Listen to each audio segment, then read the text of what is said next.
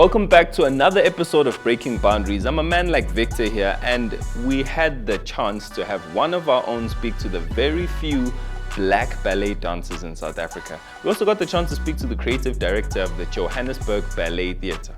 Come on, let's check it out.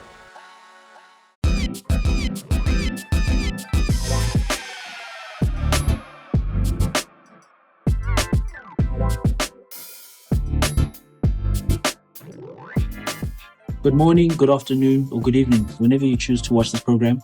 We are here on the best show, of course, Breaking Boundaries. I'm your host, Pando Flamlafako, and with me today is Tandum Kabozi. So, right here, as you can see behind us, we're at Joburg Ballet Theatre. And on Breaking Boundaries today, we have a male dancer who happens to be black in the ballet industry. So he's going to explain how his journey has been and common misconceptions maybe that me or even you as the viewer don't know about ballet that maybe he has had to break down. So Tando, as a black male dancer, for instance, how was the first time explaining to your parents that you want to do ballet? Walk us through that journey. It's such an intriguing question. I started ballet very late. I transitioned from a normal school into an art school when I was 16. So there was not really ballet, it was contemporary and African, and then I started ballet in varsity when I was 19. It is so intriguing because there's no black male and female dancers, there's minority.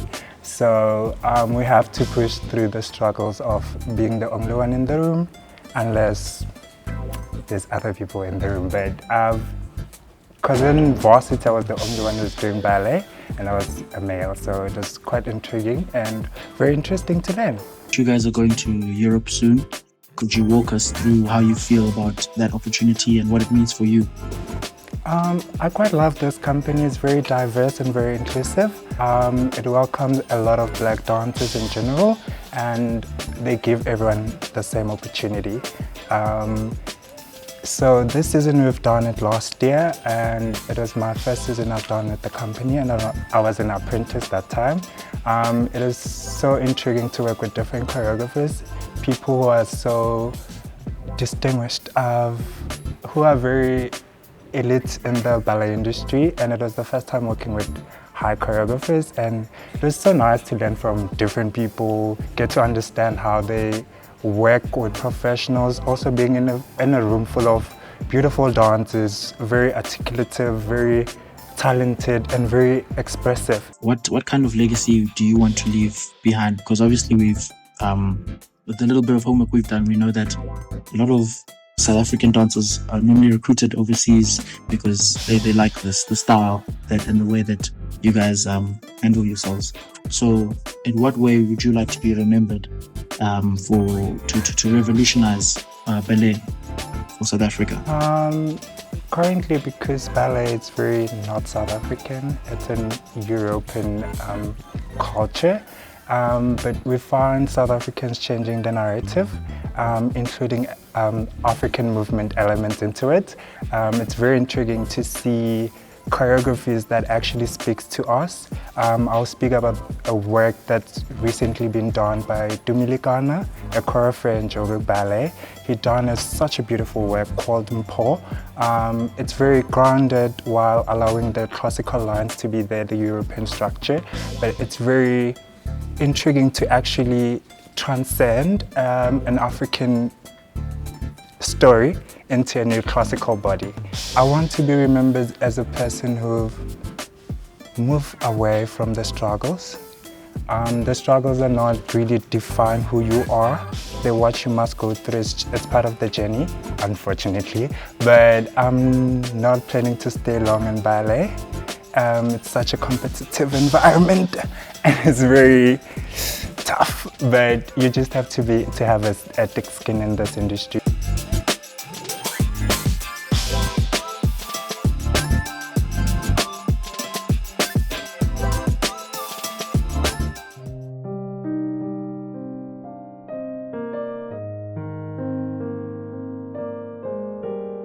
With me today is Dane Hurst.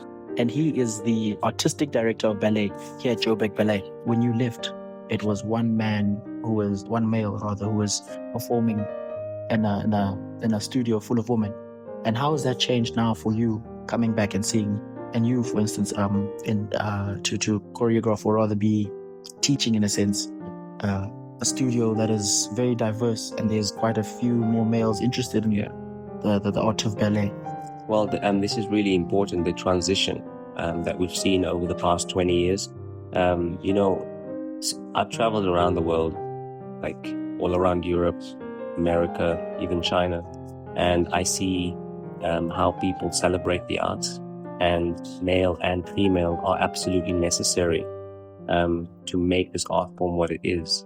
And, when anybody attends a performance and they see men being powerful, sensitive, emotional, going through all of those different emotional states, you don't often see men being sensitive or portrayed in a different light as opposed to, the stereotypical masculine idea of how you are supposed to be as a man. But the great thing about dance and ballet is that as a man, you are able to portray all of those things that make us human. And I think it's really important for guys to get into dance because it allows you to connect with everything that you keep hidden. So we might not be great communicators of emotion as men, but through dance or through an art form such as music, you're able to express yourself and get those frustrations out, the things that you can't articulate in words. As a dancer, you are able to then communicate those things and get it out of your system, the frustrations. So it's really important that in this company, we've got a variety of different men from different cultural backgrounds, different ages. It's really good because they are role models for the young guys, the young boys out there that are naturally gifted in dance. So it's important that I elevate these men because I know that when we put them on a platform on stage, they are then being role models for the next generation.